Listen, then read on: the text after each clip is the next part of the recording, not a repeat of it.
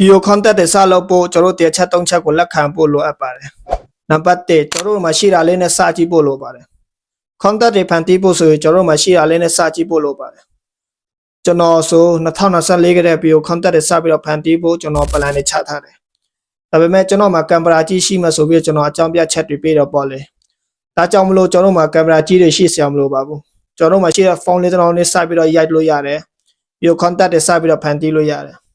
နံပါတ်2ကတော့ကျွန်တော်တို့ပြည့်စုံနေမှာမဟုတ်ဘူးဆိုတော့ကျွန်တော်လက်ခံဖို့လိုအပ်ပါတယ်။စလုပ်တဲ့ခါမှာပြည့်စုံနေမှာမဟုတ်ပါဘူး။ဒါကြောင့်မလို့ကျွန်တော်ရဲ့ပထမဆုံးဗီဒီယိုတွေကအမှားတွေအများကြီးပါကောင်းပါလိမ့်မယ်။ဒါကြောင့်မလို့ပြည့်စုံတဲ့အချိန်ကိုစောင့်မနေပါနဲ့။ရှိတာလေးနဲ့ပြီးတော့ contact တွေစပြီးတော့ဖန်တီးပါ။နံပါတ်3ကျွန်တော်နောင်တမရအောင်ကျွန်တော်စလုပ်တက်ပါတယ်။အခုဆို2025ကုန်လုံး2026ထဲကိုကျွန်တော်ရောက်လာပါပြီ။အခုကျွန်တော်ဗီဒီယိုကိုကြည့်နေမိတ်ဆွေက2025ကတည်းကဗီဒီယိုတွေစပြီးတော့ဖန်တီးခြင်းတယ်။ဒါပေမဲ့အခုဒီမလောက်ရသေးဘူးဆိုရင်စလုပ်ဖို့ကျွန်တော်ပြောချင်ပါတယ်။အကယ်လို့ကျွန်တော်ဒီနေ့တစမလုပ်ဘူးဆိုရင်မနေ့ကလိုပဲကျွန်တော်အချိန်တွေကုန်သွားမှာပဲဖြစ်ပါတယ်။ဒါကြောင့်မလို့ကျွန်တော်နောင်တမရအောင်စလုပ်ဖို့ကျွန်တော်ပြောချင်ပါတယ်။ကျွန်တော်တို့အကောင့်ဆောင်ချိန်ကိုစောင့်နေတဲ့အခါတိုင်းကျွန်တော် clip ဝါတော့ကမတုံးပဲတင်ထားခဲ့တဲ့ sticker လေးကိုကျွန်တော်သတိရလိုက်ပါ။ခုလောက်ပေါ်အကောင့်ဆောင်ချိန်ဆိုတော့ဘယ်တော့မှရှိလာတာမဟုတ်ပါဘူး။ဒါကြောင့်မလို့ကျွန်တော်အခွင့်အရေးအတောင်းစလုပ်ဖို့ကျွန်တော်ပြောချင်ပါတယ်